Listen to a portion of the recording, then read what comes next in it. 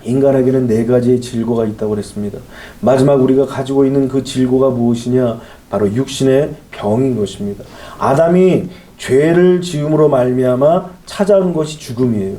그 죽음을 맞이하는 인간은 이제 그 죽음을 향하여서 달려가는 그것 중에 하나가 바로 병인 것입니다. 죄가 유전되듯이 사실은 병도 유전됩니다. 그러니까 부모의 그 죄가 자녀에게도 유전되듯이, 그래서 아이가 잉태하는 그 순간부터 이 아이는 죄인이 탄생되는 거예요. 죄인이 만들어지는 거예요. 그래서 다윗도 내 모친이 죄악 중에 나를 잉태하였노라 라고 얘기하면서 이 어린 심령부터 시작하여서 죄인됨을 알 수 있다라는 것입니다. 사실 어린아이들이 보면은 참 순수하고 깨끗해 보이잖아요. 그런데 가끔가다 이 아이들도 막 사악한 짓을 해요. 친구들이 있으면 확 깨물고, 뭐 친구들이 있으면 막 아장아장 걸어가는 친구들 뒤에서 확 밀고, 어디서 그런 생각들이 났는지 몰라요, 이 어린아이들이. 그러니까 이 죄성이 인간의 마음속에 가득함을 알 수 있습니다. 그렇게 죄가 유전되듯이 질병 또한 유전되는 것을 알 수 있습니다.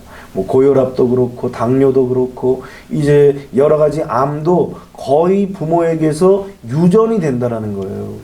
그런 것처럼 인간은 죽음을 향해 걸어가는 그 사이사이 발걸음에 뭐가 있냐면 바로 이 질병이 도사리고 기다리고 있다라는 것입니다.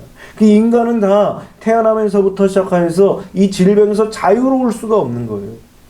모두가 다 질병에 노출되어 있습니다. 여러분들도 크고 작은 질병들을 다 가지고 있어요. 그 모든 것들이 이 죄로부터 시작되었다라는 것입니다. 그런데 예수님께서 죄로 인해서 생긴 이 질병까지도 치료해 주신다고 약속하셨습니다. 그래서 우리가 이 죄를 치료해 주시는 예수님을 믿기만 한다면 우리는 어떤 질병에서도 치료함을 받고 해결함을 받을 수 있는 것입니다. 베드로전서 2장 24절에 친히 나무에 달려 그 몸으로 우리 죄를 담당하셨으니 이는 우리로 죄에 대하여 죽고 의에 대하여 살게 하려 하심이라. 그가 채찍에 맞음으로 너희는 나음을 얻었나니. 빌라도가 예수님을 로마 병정들에게 내어주면서 이 로마 병정들은 예수님을 발가벗기고 그리고 채찍으로 예수님을 내려쳤습니다.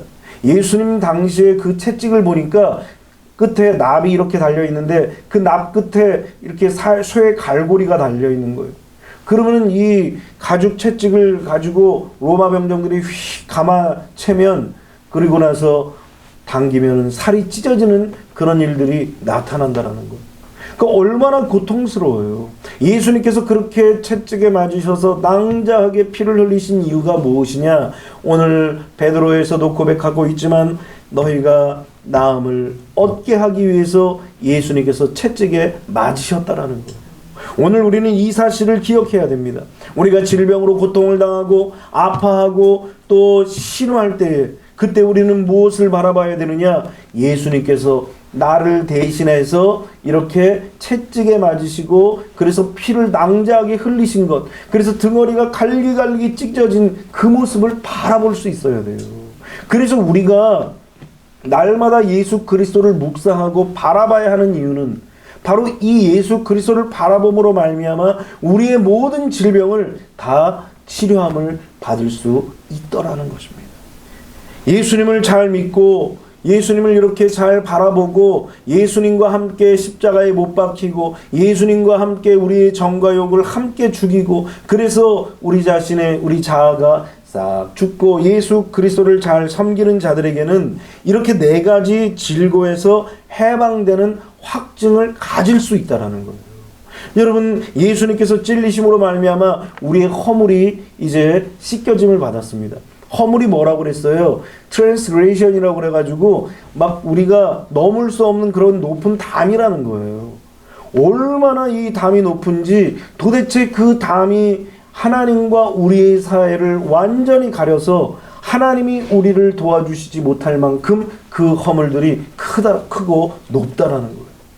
그러니까 우리는 하나님 앞에 나갈 수 없는데 예수님께서 대신 찔리심으로 말미암아 우리는 용서받을 길이 열린 거예요. 또 예수님의 자존심이 상하셨어요. 신이신데 아니 피조물에게 모욕을 당하시는 거예요. 침뱉음을 당하고 뺨을 맞으시고 주먹으로 침을 당하고 뭐 갖은 모욕을 다 당하신 거예요. 재판을 받으시고 신문을 당하시고. 아니 어떻게 신이 인간에게 그렇게 모욕을 당할 수가 있어요. 그 이유는 바로 우리의 마음에 사악함이 담겨져 있어서, 이 사악함이 죄악이에요. 이 죄악을 예수님께서 담당하기 위해서 친히 예수님께서 모멸감을 당하시고 마음의 상하심을 당하셨다라는 거예요. 그래서 우리 안에는 다 쓴뿌리가 있는데 예수님이 이렇게 사악함을 대신하여서, 우리의 쓴뿌리를 대신하여서 마음의 상심을 당하시고 상처를 받으셨기 때문에 우리는 그 사악함에서 자유함을 얻을 수 있는 것입니다. 또 인간의 마음에는 이 허물과 사악함이 있기 때문에 마음이 늘 전쟁터예요.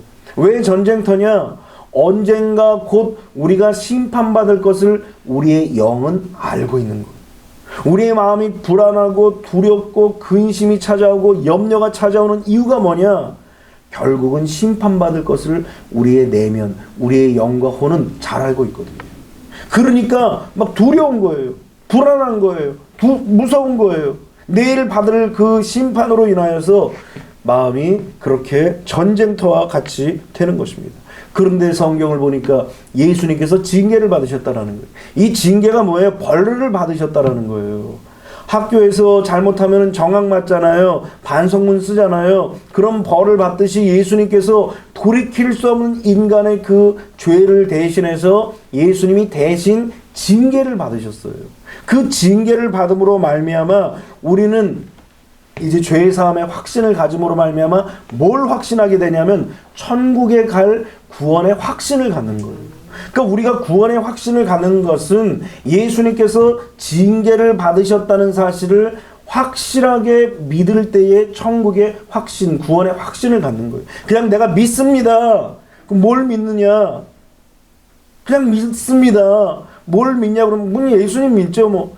대충 넘어갈 것이 아니라 왜 우리가 구원의 확신을 가질 수 있고 어떻게 구원의 확신을 가질 수 있는가를 이 말씀을 통하여서 알 수 있는 거예요.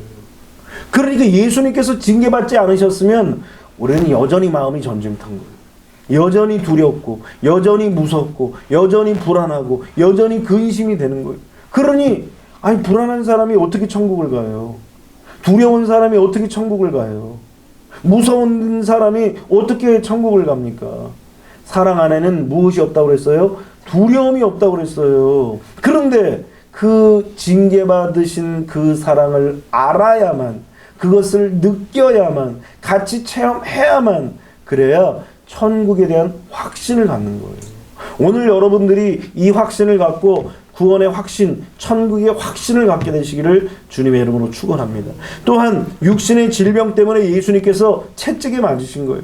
괜히 예수님께서 39대가 되는 엄청난 채찍을 맞으신 것이 아니에요.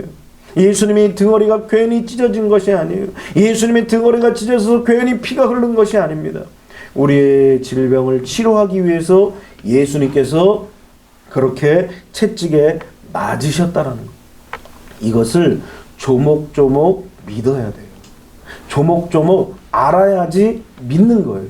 그래서 요한복음 17장 3절에 영생은 뭐라고 생각돼요? 우리가 그냥 믿는 거다라고 생각했는데 이것을 구체적으로 하나님과 또 하나님께서 보내신 그의 아들을 아는 것이 영생이라는 거예요.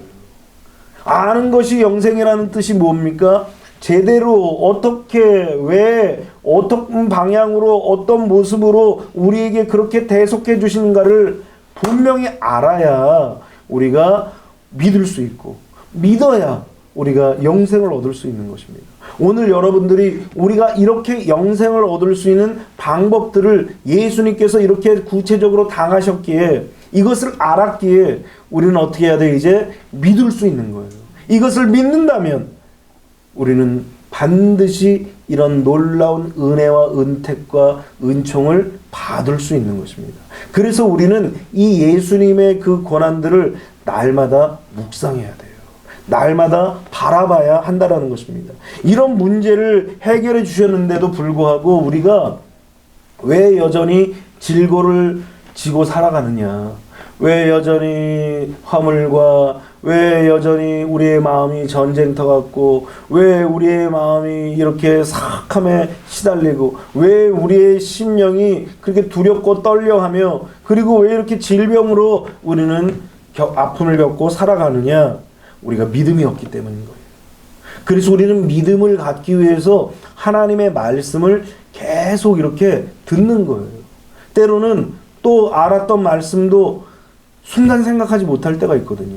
그때 이 말씀을 또 들어야 이것이 삶 속에서 어려움과 시련과 역경 속에서 말씀이 싹 올라오는 거예요. 이 말씀이 계속 우리의 삶 속에 훈련이 안 되면은 이게 어려움이 딱 오잖아요. 쓴뿌리부터 올라와요. 우리의 사악함부터 올라오는 거예요. 왜냐하면 원래부터 가지고 태어난 그 사악함들이 계속 우리를 점령하기 때문에 이것이 하나님의 말씀을 계속 들음으로 말미암아 훈련되지 않으면 계속 사악함들이 우리 안에서 역사를 할 수밖에 없는 것입니다. 그래서 우리는 계속 하나님의 말씀을 들음으로 말미암아 그 말씀을 믿을 수 있도록 우리를 계속 훈련시키는 거예요. 그래서 히브리서 11장 1절에 뭐라고 얘기합니까? 믿음은 바라는 것들의 실상이요 보이지 않는 것들의 증거라고 그랬어요. 날마다 우리가 뭘 해야 돼요? 믿음으로 바라봐야 하는 거예요. 바라본다라는 것은 무슨 말이냐면 형상을, 이미지를 그리는 거예요. 뭐 있어야 바라보죠. 예수님을 바라보려고 그러면 예수님이 뭐 있어야 바라보죠. 그러니까 우리는 뭘 바라보느냐? 예수님께서 이렇게 찔리시고, 예수님께서 자존심이 상하시고, 예수님이 징계를 받으시고, 예수님이 채찍에 맞으신 것을 우리는 성령의 도우심으로 말미암아 이미지를 그리는 거예요. 그래서 내 삶 속에서 역사하고 내 속에서 역사하는 그 더러운 죄악들의 세력들이 우리를 공격할 때마다 날마다 바라보는 거예요. 날마다 그리는 거예요. 예수님이 머리에 가시관을 찔리신 것을 그리고, 예수님이 양손과 양발에 십자가에 못 박히신 것들을 그리고, 또 옆구리에 창을 깊이 찔르셔서 찔림을 당하셔서 물과 피가 다 쏟아지는 것들을 그리고, 예수님께서 사람들에게 모욕을 당하고 또 신문을 당하고 재판을 당하셔서 마음에 상심하는 그 아픔들을 경험하는 것들을 머릿속에 이제 그리는 거예요. 예수님께서 사람들에게 징계를 받으시는 그 모습들을 머릿속에 그리고 상상하고 이미지를 그리고 또 예수님께서 채찍에 맞으시는 것을 그리는 거예요. 이 믿음이 우리에게 오기 위해서는 끊임없이 바라봐야 한다라는 거예요. 이 네 가지의 나의 질고를 생각하면서, 내가 가지고 있는 이 네 가지의 질고를 생각하면서 구체적으로 생각해야 돼요. 내가 어떤 사악함이 있는가, 내가 어떤 죄악이 있는가, 내가 어떤 허물이 있는가, 내가 어떤 질병이 있는가, 내가 어떤 벌을 받아야 하는가, 이거를 구체적으로 생각하면서 그것을 대신 예수님께서 짊어지신 것을 상상하는 거예요. 내가 생각으로 죄를 지은 것이 있으면 내 생각 속에 지은 죄가 예수님의 그 가시관을 쓰시는 장면에 다 오버랩을 시키는 거예요. 그래서 내 생각 속에 지은 그 모든 죄악들을 예수님이 다 담당하셨구나. 내 질병이 있다면 내 질병을 생각하면서 예수님께서 채찍에 맞으시는 장면을 상상하고 생각하는 거예요. 그러면서 기도하는 거예요. 주님이 나를 위해서 이렇게 채찍에 맞으셨습니다. 주님이 나의 질병을 치료하기 위해서 예수님께서 나를 대신하여 등허리가 찢기시기까지 피를 흘리시면서 채찍에 맞으셨습니다. 그러면서 그 모습을 바라보며 기도해야 되는 것입니다. 이렇게 바라보면서 해결됐다고 뭘 해야 돼요? 믿어야 되는 것입니다. 그래서 믿음이 중요한 거예요. 그런데 말씀을 듣지 않으면 이게 안 믿어져요. 이게 상상도 할 수가 없어요. 생각도 안 나요. 그려지지도 않아요. 그런데 말씀을 들으면 꼭 생각이 나요. 그러니까 나 생각나는데 뭘 또 얘기해? 말씀을 들었기 때문에 생각이 나는 거예요. 왜냐하면 우리가 그 기억 저편에 있었던 것들을 말씀을 듣고 또 들으면 기억 저편에 있는 것들이 싹 떠올라요. 그것이 떠오르면서 우리의 그 생각 속에 머무는 것이 아니라 이제는 어디로 와야 돼요? 피부 속으로, 몸 속으로 와야 돼요. 그래서 하나님의 말씀은 좌우에 날선 어떤 것보다 예리하여 우리의 혼과, 먼저 들었으니까 이제 정신으로 생각으로 찾아오는 거죠. 그러면은 혼에서 멈춰서는 안 돼요. 이제는 영과 그리고 관절과 골수를 찔러 쪼개기까지 하는 거예요. 몸까지 와야 돼요. 그래서 우리의 이 들은 믿음이 우리의 몸속에까지 찾아와서 관절과 골수를 찔러 쪼개기까지 할 수 있도록 하나님의 말씀을 또 듣고 또 믿고 또 그리고 또 듣고 또 믿고 또 그리고 이런 것이 계속 반복되면서 나의 삶 속에서 하나님의 말씀이 변화되는 거예요. 여러분 새로운 말씀만 계속 들으면은 혼까지만 왔다가 이거 언제 어느 때 사라져 버리는 거예요. 한 귀로 듣고 한 귀로 흘려버리는 거예요. 마이동풍이라는 말 알죠? 마이동풍. 말 귀에 바람이 불어왔자 그냥 스쳐 지나가는 거예요. 우이독경이란 말 알죠? 소 귀에 경을 막 읽어주는데 소가 뭐 음메 하는 게 뭐 알아들었습니다 그 얘기예요? 뭐 너는 떠들어라 나는 그냥 여물만 생각한다 그러는 거죠. 그래서 하나님의 말씀을 계속 또 듣고 또 들어서 내 심령 속에서 언제까지 사실은 들어야 되느냐? 머릿속이 그려질 때까지 바라보는 거예요. 바라봐질 때까지 들어야 되는 것입니다. 여러분 야곱도 이 바라봄의 법칙을 사용했습니다. 창세기 30장 37절로 39절에 보면 야곱이 버드나무와 살구나무와 신풍나무의 푸른 가지를 가져다가 그것들의 껍질을 벗겨 흰 무늬를 내고 그 껍질을 벗긴 가지를 양떼가 와서 먹는 개천의 물 구유에 세워 양떼를 향하게 하며 그떼가 물을 먹으러 올 때에 새끼를 베니 가지 앞에서 새끼를 뱀으로 얼룩얼룩한 것과 점이 있는 것과 아롱진 것을 낳은지라. 삼촌 라반과 약속을 했는데 뭘 했냐면은 아롱진 것, 뭐 점박이 이런 것과 하얀 양들과 딱 구분을 했어요. 그래가지고 구분을 해놓고서 이제 앞으로는 아롱진 것이나 그리고 또 점박이 있는 것은 내 것이고 하얀 양이 나면 삼촌 겁니다. 그러면서 아롱진 것, 점 있는 그런 양을 데리고 온 것이 아니라 하얀 양을 데리고 온 거예요. 그 야곱이 이제 그런 행동을 보고서 라반이 어떤 생각을 했겠어요? 야, 이놈 똑똑한 줄 알았더니 영 바보네. 아니 아롱진 것을 한 마리라도 데리고 가야 뭐 이것들이 좀 섞이지. 그런 생각을 하면서 콧노래를 부르면서 이제 멀리 떨어뜨려 놓은 거예요. 혹시라도 양들이 또 이쪽으로 올까 싶어가지고 멀리 떨어뜨려 놓은 거예요. 그런데 이때 야곱이 어떤 방법을 썼습니까? 이 신풍나무와 여러 가지 가지들을 이렇게 얼룩덜룩하게 이제 잘라놓고 나서 건강한 양들이 오면은 그 얼룩덜룩한 것들을 보게 했던 거예요. 그런데 이 사실을 성경을 보니까 꿈에서 야곱이 본 거예요. 꿈에서 이 장면을 보고 아하 이런 방법을 쓰면 되겠구나 해서 그 방법을 실제로 양들에게 적용을 한 거예요. 그야말로 바라봄의 법칙을 양들에게 적용을 시킨 거예요. 여러분 이 말씀이 왜 성경에 나왔겠어요? 우리의 삶 속에서도 마찬가지예요. 하나님의 말씀을 들었으면 하나님께서 마치 야곱에게 꿈으로 보여주셨다면 우리에게는 마치 말씀을 듣는 것과 똑같은 의미예요. 그 말씀을 들었으면 어떻게 해야 돼요? 적용을 해야죠. 적용을. 바라봐야죠. 그러니까 그 말씀을 한 귀로 듣고 한 귀로 흘려버리는 그런 수준으로 있어가지고는 아무 변화도 없어요. 아무 일도 일어나지 않아요. 우리의 삶 속에 아무런 변화도 일어나지 않아요. 언제 이 변화가 일어나느냐?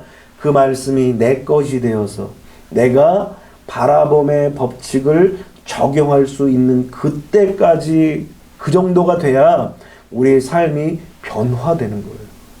여러분 누가복음 18장에 그 억울한 여인 보십시오. 몇 번 찾아가서 아유 안 되겠네. 영 글러먹었어 이제. 끝이야 난. 그러고 말지 않았어요. 언제까지 찾아갔다 그랬어요? 재판관이 아유 항복이다. 이제 지겨워서 이제 도저히 못 참겠다. 그때까지 이 여인이 찾아간 거예요. 우리가 하나님의 말씀을 언제까지 들어야 되느냐? 정말 내 심령 속에서 무슨 말씀이 딱 들려지면 거기서 머릿속에 다 연상이 되고 막 비전이 생겨지고 이 비전이 뭐예요? 고개를 쭉 뽑고 멀리 바라본다라는 거예요. 하나님의 말씀을 들으면 마치 그냥 막 머릿속에서 막 슬라이드가 쫙 지나가듯이 하나님의 말씀이 막 연상이 돼야 되는 거예요. 그 정도 돼야 하나님의 놀라운 역사가 우리의 삶 속에, 우리 심령 속에서 일을 하시게 되는 거예요. 아니, 하나님의 말씀도 뭐가 내 마음속에 남아 있어야 뭘 역사를 하죠. 하나님의 말씀은 씨앗이고 능력이기 때문에, 살아있기 때문에 들어오기만 하면은 역사가 일어나는 거예요. 그런데 들어와야 말이죠. 그래서 우리는 들어올 때까지, 우리의 심령에 들어올 때까지, 혼을 거쳐 영을 거쳐 육체까지 들어올 때까지 하나님의 말씀을 계속 듣고 바라보고 믿고, 듣고 바라보고 믿고, 그것이 우리의 삶 속에 완전히 체득이 되면 그때 놀라운 역사가 일어나는 것입니다. 오늘 여러분들이 어려움과 시련과 역경이 있을 때 꼭 하나님의 말씀을 이렇게 활용하시고 적용하십시오. 그러니까 믿음이 있다면 이 믿음과 더불어서 뭘 해야 되느냐? 관리를 해야 돼요. 관리를. 내가 믿음이 있노라고 하면서 관리가 안 돼. 하나님의 말씀을 그냥 한번 믿었는데 그 말씀을, 믿은 말씀을 관리를 못하는 거예요. 우리 뇌가 그래요. 뭔가 내 피부에 완전히 들어오기 전까지는 싹 잊어버리는 거예요. 그래서 우리는 계속 믿음이 우리 안에 들어왔다면 이 믿음을 지키기 위해서 끊임없이 관리해야 되는 거예요. 우리 한영석 성도님도 믿음이 사실 들락날락 하잖아요. 사실 사람은 다 믿음이 들락날락 하는 거예요. 베드로도 믿음이 들락날락 했잖아요. 아, 예수님과 3년 동안 배웠으면은 달인이 돼야 돼요. 그런데 막상 요만한 여자아이가 너도 그 당이지? 이런데 아니라고 예수님을 저주까지 했어요. 이 베드로가. 믿음이 이렇게 들락날락 하는 거예요. 그럼 이 들락날락 하는 믿음을 딱 붙잡아 놓으려면 어떻게 해야 돼요? 사후 관리가 필요한 거예요. 내가 말씀을 딱 받았으면 그 말씀이 들락날락거리지 않도록 내 스스로가, 아니면 내 옆에 누군가가 끊임없이 내 옆에서 이 믿음을 꼭 붙잡도록, 이 믿음이 흔들리지 않도록 관리를 해줘야 되는 거예요. 그렇지 않으면은 사람이 베드로도 들락날락했다니까요, 믿음이. 그런데 하물며 뭐 한 주에 한 번 예배 드려가지고선 무슨 믿음이 생기겠어요? 그럼 옆에서 관리를 해줘야 되는 것입니다. 이 바라보는 것이 바로 관리인 거예요. 하나님의 말씀을 들었으면 계속 머릿속으로 상상이 되고 또 그려질 수 있도록, 그냥 우리가 돈 많이 버는 것만 그리는 것이 아니라 하나님의 말씀을 들었으면 그것을 그려야 돼요. 그것이 그려져서 내 마음속에 딱 확신이 될 때 그때 스파크가 일어나는 거예요. 그때 하나님께서 소원을 이루어 주시는 거예요. 그래서 우리는 끊임없이 말씀을 이렇게 듣는 거예요. 이렇게 하지 않으면 믿음이라는 것이 사후 관리가 안 되면 언제 어느 때 없어지는지 모르는 거예요. 그래서 우리는 우리의 머리에 아무 생각이 없고 한 귀로 듣고 한 귀로 흘려버려 가지고는 도대체 이 믿음이 정착이 안 되는 것입니다. 그러므로 말씀을 받고 관리를 잘해야 내 것이 되는 거예요. 이것을 저도 진작에 깨달았어야 되는데 깨달은 지가 얼마 되지 않아요. 구체적으로 이렇게 깨달은 것이. 우리는 믿음을 갖게 되면 뭐 조금 흔들리긴 해도 계속 갖고 있는 줄 알았어. 그런데 이 믿음을 갖고 있는 게 아니에요. 이 믿음이 사탄 마귀가 밤에 가라지를 뿌려놓기 때문에 언제 어느 때에 우리 믿음이 사라지는지를 모르는 거예요. 여러분들도 마찬가지, 저도 마찬가지예요. 이 믿음을 스스로 자기 분량에 맞게 관리하지 않으면 결단코 우리의 믿음이 지켜질 수가 없는 것입니다. 여러분들도 자녀들에게 자꾸 예수 그리스도의 좋은 이미지를 자꾸 심어줘야지 나중에라도 예수를 믿어요. 그러니까 교회 갔다 오면은 어떻게 해야 돼요? 더 사실은 좀 삶이 어렵고 힘들고 뭐 잘 안 풀리면 좀 힘들 수 있잖아요. 짜증도 날 수 있잖아요. 그러나 아들아이가 통화하면은 나 교회 갔다 오니까 너무 기분이 좋고 행복하다 이렇게 얘기해야지. 엄마 교회 갔다 오고 그러지 않았어? 근데 왜 이렇게 힘들어해? 왜 이렇게 목소리가 안 좋아? 엄마가 좋을 게 뭐 있니? 이 아들이 예수님 믿겠어요? 자녀들이? 천사의 얼굴을 하고 사실은 아니지만 허벅지를 꼬집어서라도 천사의 얼굴을 하고 그래서 어떻게 이렇게 얼굴이 빛날까? 그러면 예배드리고 왔더니 찬송하고 왔더니 말씀 들었더니 내 마음이 다 풀어졌다. 이래야 머릿속에 교회 갔다 오면 그렇구나. 이런데 교회만 갔다 오면 막 더 난리야. 더 그냥 막 어두워져. 이래가지고는 그 사람이 어떻게 예수를 믿겠어요. 그러니까 믿음을 가졌다면 사후 관리가 너무너무 중요한 거예요. 그것도 그냥 괜히 기분 좋아가지고는 예수 믿는 것보다도 말씀 듣는 것보다도 그저 이렇게 해주면 기분 좋아하는구나, 이렇게 해도 잘못된 거예요. 그러니까 우리는 뭘 하더라도 복음을 전한다는 그런 입장에서예요. 복음을 전한다는 그런 입장에서 우리가 감정도 표현하고 복음을 전한다는 입장에서 말도 좋게 하는 거예요. 상대방이 들을 때 교회 갔다 오니까 사람이 많이 변했네. 기도하고 오니까 사람이 틀려졌네. 이게 복음인 거예요. 그 사람에게는. 근데 우리가 내 감정대로, 내 그냥 느끼는 대로, 내가 경험한 대로 그냥 해버리면 상대방은 복음을 전혀 받아들일 수가 없어요. 이 무의식 속에 뭔 소리가 들리냐면 교회 갔다 와도 소용없구나. 이게 머릿속에 이미지가 그려지는 거예요. 이게 좋은 것도 그려지지만 나쁜 것도 그려져요. 나쁜 게 벌써 이미 딱 그려져 버리면은 그 다음부터는 이 사람이 아무리 복음이 들어가려고 해도 들어갈 수가 없는 거예요. 그래서 믿는 자들이 너무너무나 중요한 것입니다. 그러니까 우리가 예수님의 이 네 가지 우리를 대신해서 질고를 해결해 주신 것도 마찬가지예요. 허물의 사함을 받았다면 우리는 사후 관리를 어떻게 해야 돼요? 이제 믿었어. 허물의 사함을 받았어. 이제는 쌓아진 담이 다 허물어졌어. 예수님 덕분에. 그랬으면 어떻게 해야 돼요? 더 이상 담 쌓을 일을 만들지 말아야죠. 담 쌓을 일들을 만들어 놓으니까 또 내 허물이 없어졌네, 있어졌네, 다시 생겼네. 마음의 불안과 두려움이 계속 찾아오는 거예요. 예수님께서 이미 마음의 상처를 다 받으셔가지고 우리 안에 있는 쓴뿌리들을 다 제거해 주셨어요. 이것을 믿는다면 우리 속에 있는 사탄의 성품이 더 이상 자라지 않도록, 나오지 않도록 말씀의 검으로 계속 잘라내는 거예요. 여러분, 쓴뿌리가 한번 꺾어지면은 계속 이제 안 자랄 것 같아요? 하다못해 저 있는 나무도 죽은 것 같아도 나중에 보면 뭔가 하나 싹 스물스물 올라와요. 가라지는 더 빨리 올라오더라고요.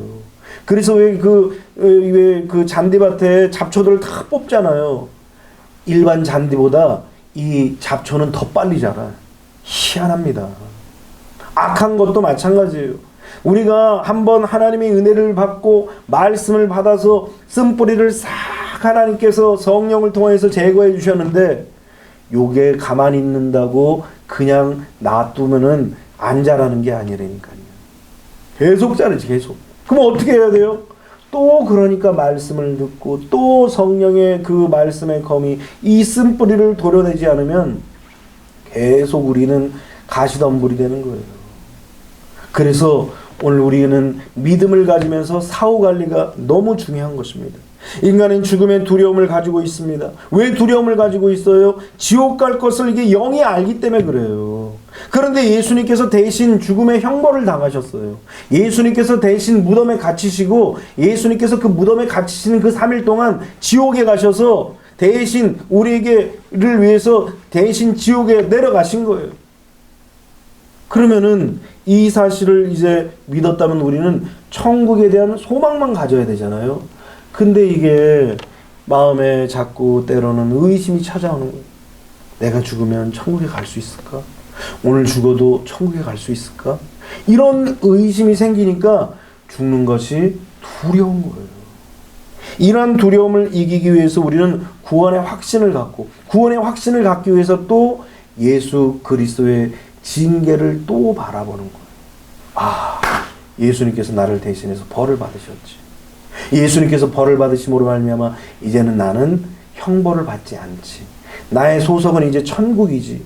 이 사실을 끊임없이 내 스스로가 하나님의 말씀을 기억하고 묵상하고 바라보면서 사후관리를 해주는 것입니다.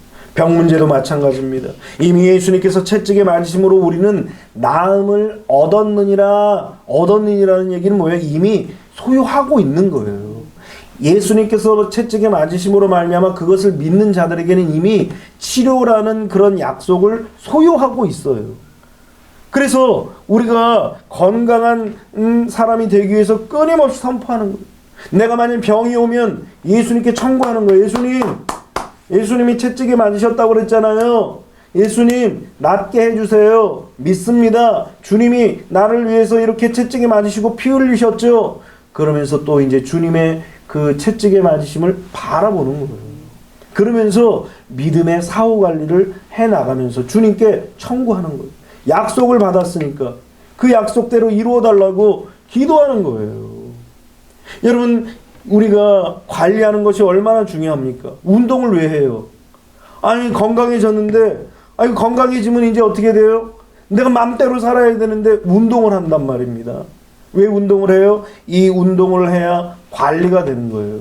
음식도 조절하잖아요. 늘 그냥 MSG 먹고 그냥 튀긴 거 먹고 그냥 사이다 그냥 마시고, 그래서 우리는 음식 조절도 해야 되는 것입니다. 예수님께서 중풍병자를 딱 치료해 주시고 나서 뭐라고 마지막에 당부를 하셨어요? 이 사람에게 처방전을 내리셨는데 어떤 처방전을 내리셨느냐? 다시는 죄에 빠지지 마라.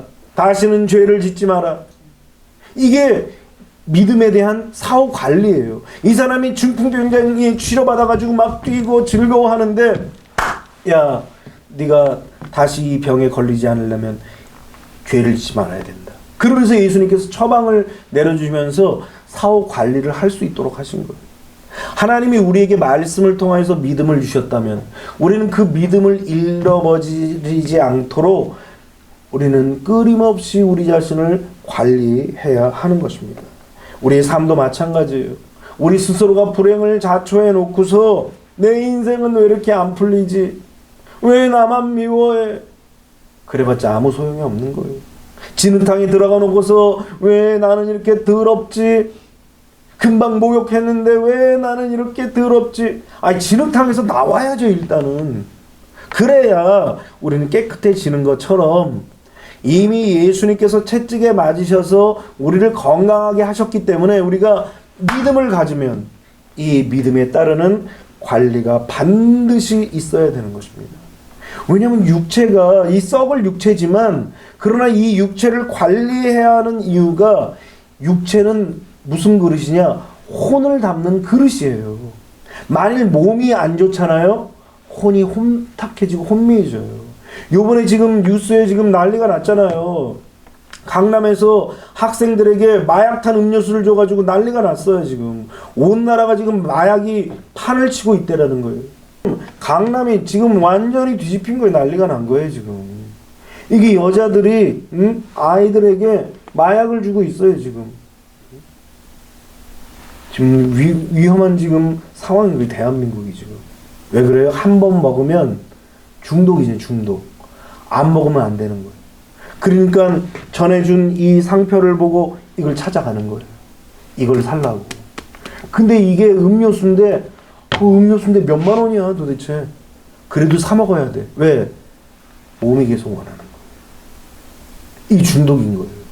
벌써 몸이 병이 딱 들어오니까 혼이 혼탁해지는 거예요. 혼이 굳세지 못하는 거예요. 그래서 우리가 육을 잘 관리해야 되는 것입니다. 육이 건강해야지 인격이 잘 형성이 되는 거예요. 벌써 몸이 병약하면 어때요? 우리의 혼이 약해지는 거예요. 너무너무 빈약해지는 거예요. 그래서 자꾸 작은 일에나 큰 일에나 넘어지고 쓰러지는 그런 연약한 모습을 나타내는 것입니다. 그리고 이 혼이 또 건강해야 우리의 영도 건강한 거예요.